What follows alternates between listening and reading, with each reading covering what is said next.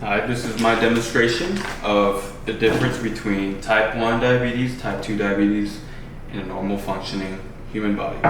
So I'm going to start off by naming my props. This is going to be our sugar, quite literally. The funnel is going to be insulin.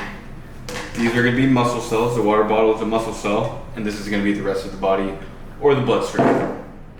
So, first understand diabetes, we have to understand that carbohydrates are the primary source of energy and preferred source of energy for the body. All of our muscle cells, contractions, etc. run on carbohydrates, but carbohydrates are converted from sugar into energy, ATP.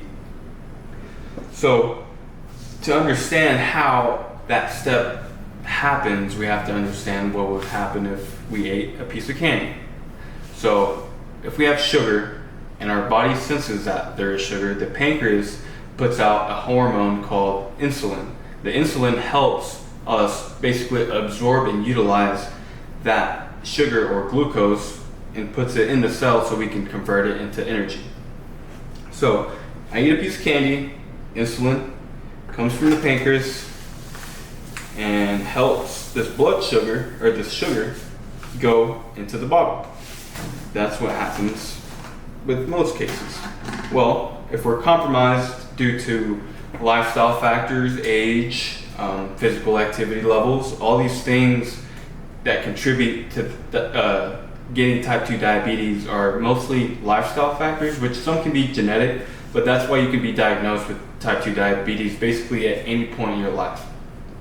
So type 2 diabetes, this insulin kind of becomes less effective. The more you use it over time, the more tired and resistant, which is called insulin resistance, your cells will eventually become a little bit more resistant to the insulin.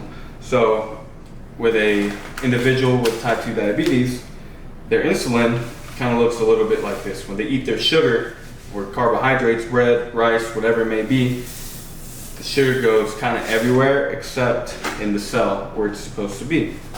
This is why many symptoms associated with type 2 diabetes include frequent urination and excessive thirst, because when we have glucose in places that are not supposed to be, like the cell, or excess amounts, because there's a normal amount of blood sugar, which is below 126 at least, which is considered a healthy level that can keep your energy up. It gets bad when they're too high or too low. In this case, they would be too high because all the sugar, it's not going into the cell, it's going elsewhere. And where I was trying to explain the symptoms, the frequent urination is due to this glucose being in other places. So the kidneys know that and they try to excrete it.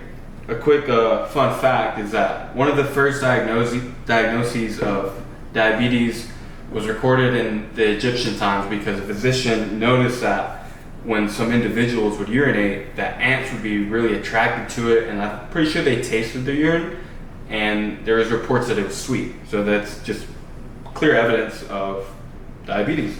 I mean, it's been here all the whole time that we've been on this earth, so it's something very important to manage. So that's type 2. Type 1 diabetes is an autoimmune disease where your body kind of attacks the pancreas, therefore limiting and potentially even completely cutting off the production of insulin. So there's no funnel, there's zero funnel. If you have type 1 diabetes, you're usually diagnosed in an early age. And what happens with type 1 diabetes is that, like I said, we need the funnel. So the funnel will represent either an insulin injection or a pump or just any type of way to administer insulin. So with type 1 diabetes, we eat our candy, and if we don't have insulin, then it's going to go exactly where it's not supposed to go. And I'm making a mess, but it's going where it's not supposed to go. That's why we eat, administer insulin, and we're back where we're supposed to be and functioning the way things are supposed to go. So one thing to understand with type 2 diabetes is that all these things are very modifiable. You can keep count of the amount of carbohydrates and sugar that you consume, and you can also incorporate exercise into your life because, like I said, the muscle cells use glucose. So when you exercise, that glucose is being utilized. It's not just sitting there waiting to be overflowed with more sugar. Like if you work out, you fill up your muscle cells and then you empty it, and then you need more. So that's why you become a little bit more sensitive, and physical activity can improve the symptoms and everything else that has to do with diabetes. So thank you so much, and I hope it made perfect sense.